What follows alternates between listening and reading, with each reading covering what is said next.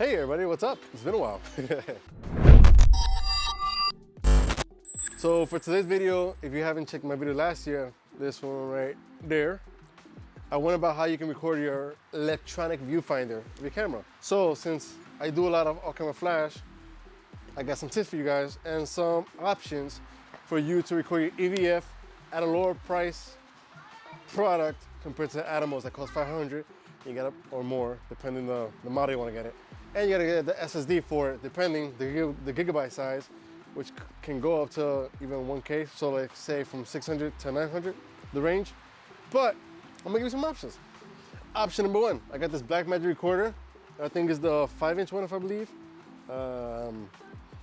Reason I bought it is because of this. It has an SSD, so I already have a bunch of these, so it makes it easier. Just record there, transfer there, boom, kapow.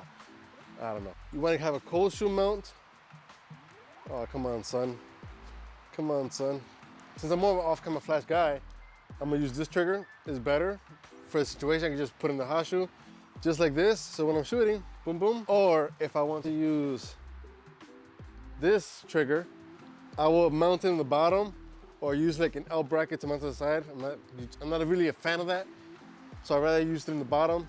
It's still annoying, but this is my option of preference. So the way that I will mount this is to have the HDMI side with the HDMI side of the camera. So there are two things you have to be mindful when you want to record, when you want to record your settings. So in this case, let me hit record.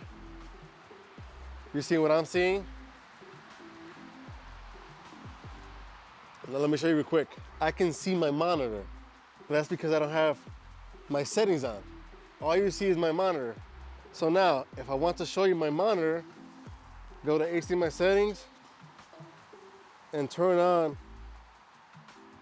HDMI info display. Boom. Now, the good thing about this is you get the settings. The bad thing about this is you lose your view from the camera. So you have to rely on the monitor to capture that for you. So as you can see, you see my settings, you're seeing everything that my camera is doing. So if I want to go back and be able to use both of them, but I just want to display what I'm doing, then I want to show you this. You see nothing. So that's option number one.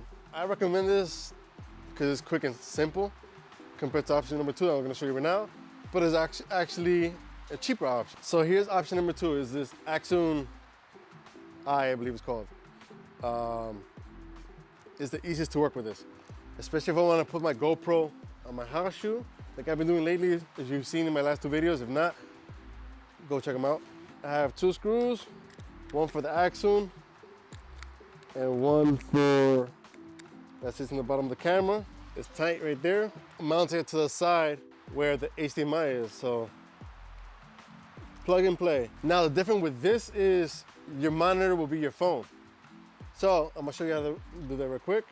All right, I don't know if you can see too clear, but right here, see the eye? It will look just like this one right there.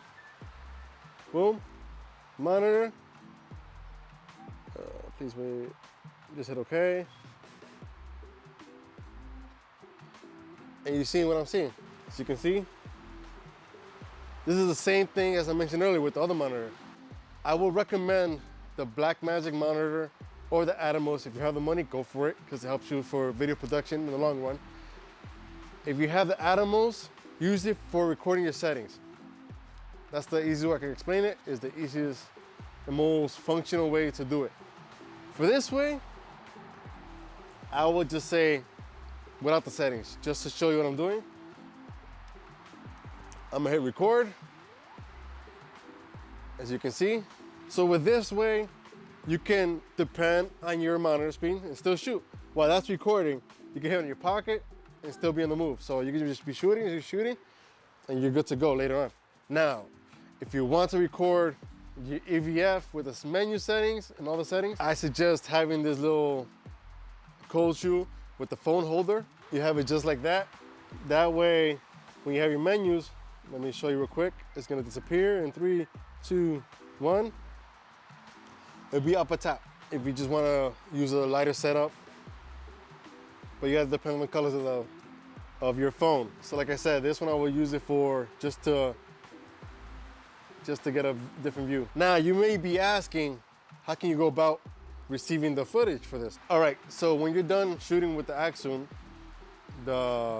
you can stop the recording through the monitor of your phone. In this case, your phone.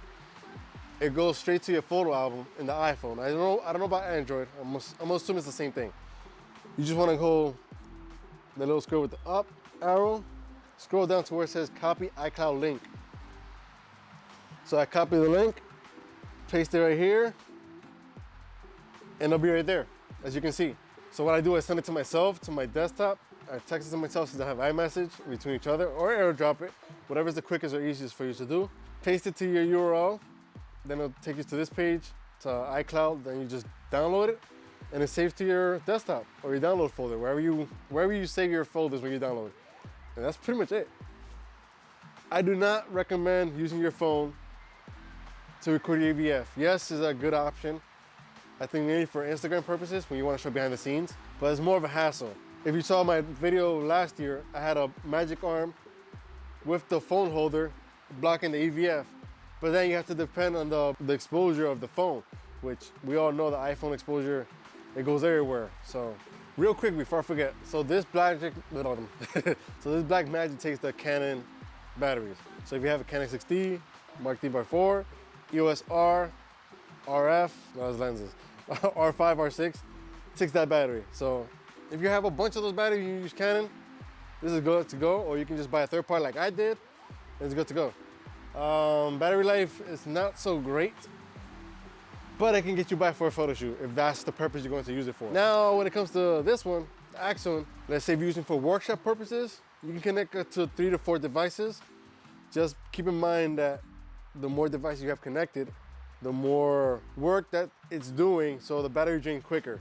The battery does run up to 3 to 4 hours, if I'm not mistaken. Don't quote me, but just check more information down below. Like I said, this one's more discreet. I use a little L hinge. Get that at your local Home Depot. Simple, quick and easy. Let me know your thoughts if you plan on doing this in the future. My name is Amauris, and I'm outie.